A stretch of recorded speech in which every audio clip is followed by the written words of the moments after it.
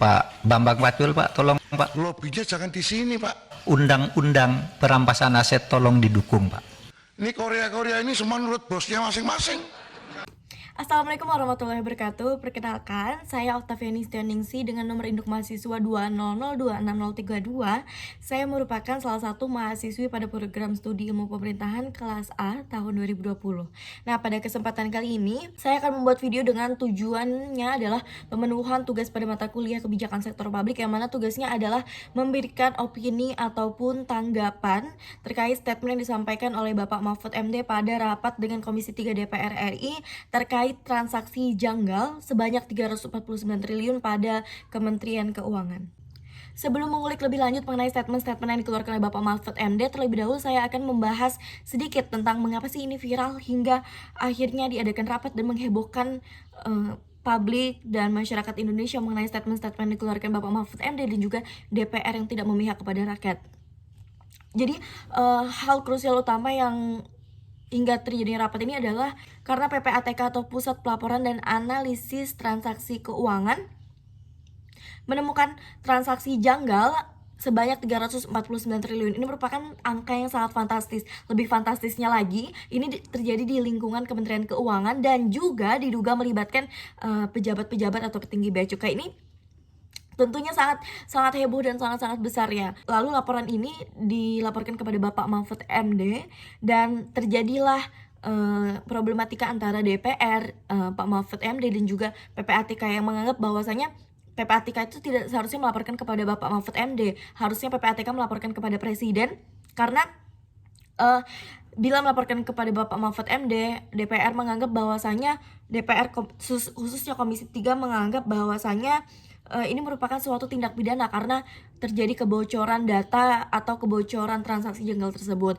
Padahal bila berdasarkan UU nomor 8 tahun 2018 tentang pencegahan dan pemberantasan tindak pidana pencucian uang, PPATK dalam memberikan laporan dan temuannya itu sah-sah saja kepada pihak-pihak yang berkepentingan dan juga berwenang. Karena dalam hal ini Bapak Mahfud MD itu sangat berwenang sebab Bapak Mahfud MD merupakan ketua dari Komite Koordinasi Pencegahan dan Pemberantasan Tindak Pidana Pencucian Uang. Maka dari itu sah-sah saja apabila Bapak Mahfud MD itu menerima laporan dari PPATK seperti itu. Adapun highlight statement dalam video saya ini adalah mengenai statement Bapak Mahfud MD yang meminta secara langsung kepada Komisi 3 DPR RI untuk mengesahkan rancangan undang-undang perampasan aset dan juga penggunaan uang kartal. Sulit memberantas korupsi itu. Tolong melalui Pak Bambang Pacul, Pak, tolong Pak, undang-undang perampasan aset tolong didukung, Pak. Biar kami bisa ngambil begini-begini nih, Pak. Dan Pak Mahfud MD sempat menyinggung yang begini-begini itu maksudnya seperti apa. Nah, pada statement sebelumnya Pak Mahfud MD sempat menyinggung mengenai sistem korupsi dan pencucian uang yang sempat terjadi yang kerap terjadi di Indonesia. Misalnya saja mengambil uang secara tunai lalu dipindahkan ke bank luar negeri, lalu juga ada pengambilan uang tunai yang transaksinya di atas bagasi pesawat dengan koper dan koper, lalu ada juga yang dibentuk lainkan seperti aset-aset tersembunyi, barang mewah dan lain sebagainya. Itu sangat menjamur di kalangan para petinggi-petinggi itu. Nah, sebenarnya ini menandakan apa sih? Menandakan bahwa pemerintah itu sebenarnya hafal dan hatam mengenai sistem-sistem korupsi dan pencucian uang yang kerap terjadi di Indonesia. Namun sangat sulit sekali memberantasnya karena belum ada sistem hukum dan payung hukum yang melindungi untuk mengecek aset-aset tersebut atau merampas aset-aset tersebut, hingga di sini penegak hukum tidak berani melakukan tindakan yang preventif dan juga represif terhadap pelaku korupsi tersebut. Nah, di sini DPR sebagai lembaga legislatif yang memiliki kewenangan untuk membuat regulasi dan juga pembuat undang-undang, maka dari itu secara langsung Bapak Mahfud MD meminta kepada Ketua Komisi 3 DPR RI untuk segera mengesahkan rancangan undang-undang mengenai perampasan aset tersebut agar penegak hukum semakin mudah untuk melakukan tindakan preventif dan juga represif terhadap tindak pidana korupsi. Seperti yang kita tahu bersama bahwasanya korupsi dalam tindak kriminal termasuk dalam kejahatan luar biasa atau extraordinary crime, yang mana kejahatan yang masif, yang mana hasilnya bisa disimpan dalam bentuk aset dan juga investasi-investasi tersembunyi. Tentunya ini sangat membahayakan aset-aset bangsa dan juga negara ini. Menghebohkan dalam rapat ini adalah statement yang dikeluarkan oleh Bapak Bambang Wuryanto atau Ketua Komisi 3 DPR RI yang seakan-akan tidak pro terhadap rakyat, yang mana Bapak Bambang Pacul ini bukannya lah menindaklanjuti permintaan dari Bapak Mahfud MD, melainkan malah mengeluarkan lelucon yang seakan-akan DPR ini tunduk kepada ketua-ketua umum partai politik yang menyatakan bahwasanya apabila ingin mengesahkan rancangan undang-undang, lobbynya harusnya bukan kepada Dewan Perwakilan Rakyat, namun telepon ke juragan-juragan itu, karena apabila mendapat telepon dari juragan-juragan, para anggota-anggota DPR di Senayan ini akan tunduk dan akan langsung disahkan seperti itu. Pak Mahfud tanya pada kita, tolong dong undang-undang perampasan aset dijalanin. Republik di sini ini gampang Pak Senayan nih. Lobbynya jangan di sini Pak. Ini Korea ini semua menurut bosnya masing-masing. Di sini boleh ngomong kalah Pak. Bambang Pacul ditelepon, Ibu Pacul berhenti, siap.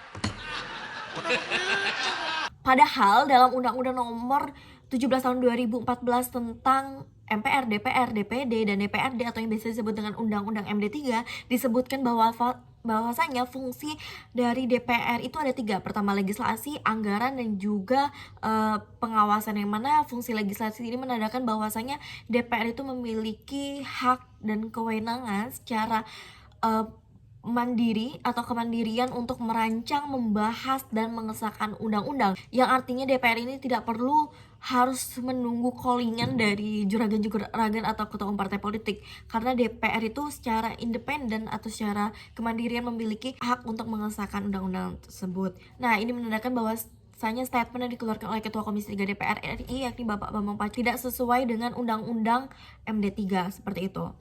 Namun tidak dapat dimunafikan bahwasanya kebijakan-kebijakan yang dikeluarkan oleh Dewan Perwakilan Rakyat kebanyakan atau dominan lebih mementingkan elit-elit partai politik dan mengesampingkan kepentingan rakyat. Padahal di sini Dewan Perwakilan Rakyat adalah dewan yang mewakili rakyat, namun dalam faktanya kebijakan-kebijakan dikeluarkan sering sekali timpang, malah sering sekali mendahulukan kepentingan partai politik yang seperti itu. Bicara tentang bagaimana seharusnya, menurut saya memang seharusnya itu segera disahkan rancangan undang-undang mengenai perampasan aset dan juga penggunaan uang kartal, sebab semakin kesini semakin banyak sekali korupsi-korupsi yang menjamur di Indonesia, sebagaimana yang dituangkan dalam data Indeks Transparansi Nasional tentang Indeks Prestasi Korupsi Indonesia pada tahun 2022 mencapai skala 34 dari 0 sampai 100, yang membuat Indonesia menjadi peringkat kelima se-Asia Tenggara dengan korupsi tertinggi. Ini menandakan bahwasanya banyak sekali korupsi-korupsi yang masih terjadi di Indonesia, dan ini sungguh skor yang sangat memalukan.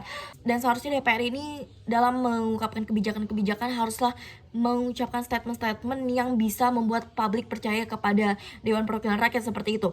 Dan seharusnya para anggota DPR tersebut tidak mengeluarkan statement-statement lelucon atau yang membuat skeptis masyarakat Indonesia, melainkan harusnya DPR itu mengeluarkan statement-statement yang membuat masyarakat percaya bahwa di lingkungan DPR ini menciptakan suasana demokrasi yang sehat dan mendukung pemberantasan korupsi.